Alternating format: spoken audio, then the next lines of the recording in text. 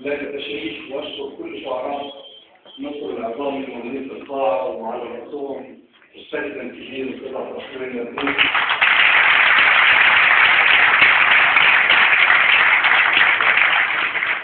هو اللي قال لنا يا صاحبي يا صديقي يلي طريق ده يوم معيش لنفسي ده يوم موت حقيقي. وهو اللي قال لنا الحزن حوضتي وهم سعادتي ليه مش قادرة تبكي. عبد الرحمن الأسوري وكل يعني زملاء الشعر والخط الشعر العظيم في مصر أنا وجدتهم هي وجدتهم لأن ده دفاع عن الكلمة سواء كانت مكتوبة في مقال أو في قصة أو في قصيدة.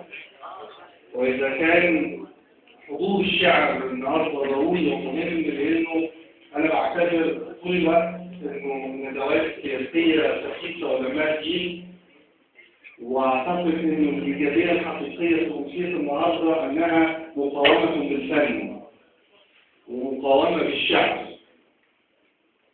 أنا مسموح لي ب10 دقايق بس، وعشان كده يعني أقرر إن أنا حضرت قصائد قصيرة أحبها وأعتقد أنها تحبني يعني لأنها ربطني. يعني بعض القصائد تربي وجدانك وتكون عقلك وأفكارك، وإحنا مدينين للشعراء بكثير من وجداننا إن لم نكن مدينين لهم بحياتنا، فلا حياة بلا فن وبلا وجدان.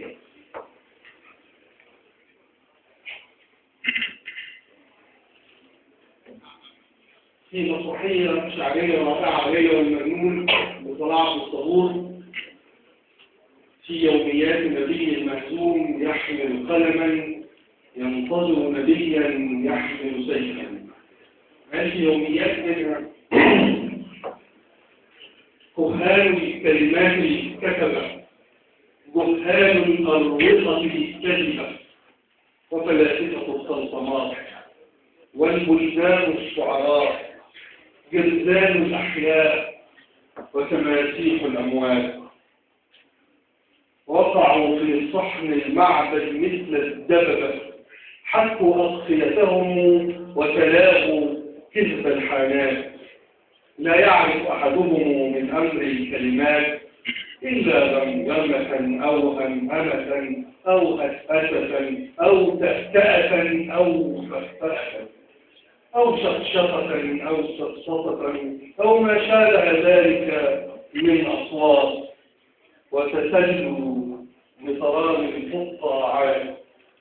لما سكروا سكرة تفضع بالطين ضربوا بنعيس الأصوات المجنون حتى ثقلت أجسامهم واجتاحتهم شهوة عربدة فضة فانطلقوا في نظرات مكتظة ينتزعون ثياب الأفكار المومسة والأفكار الحرة وتلوك الأشداق الفارغة القذرة لحن الكلمات المطعوم حتى ألقوا ببقايا قيئهم العلمين في رحم الحق في رحم الخير في رحم الحرية.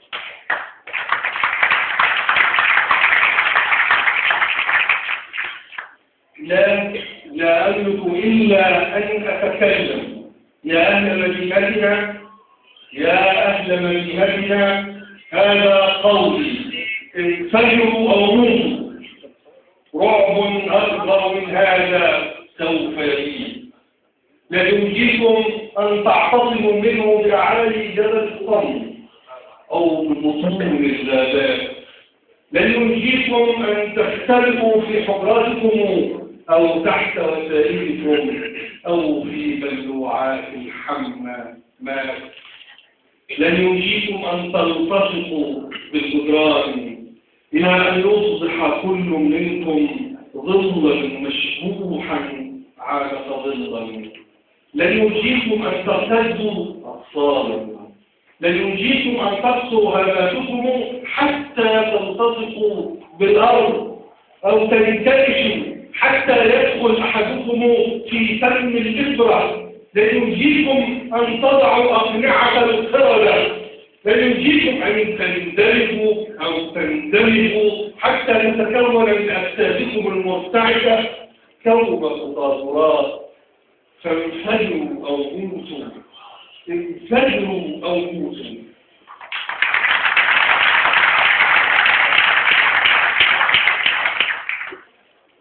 من القصائد الجميلة والرائعة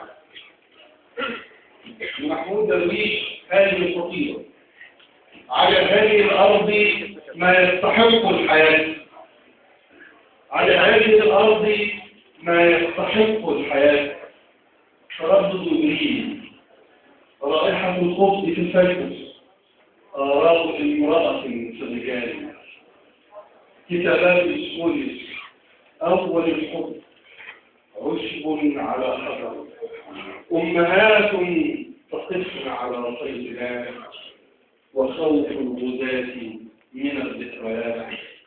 على هذه الأرض ما يستحق الحياة، نهاية أيوني، سيدة تسقط الأربعين من كامل الشبشبة، ساعة الشمس في السلم، غيم يقلد سرا من الكائنات، كتابات شعب لمن يصعدون إلى حسه باسمين،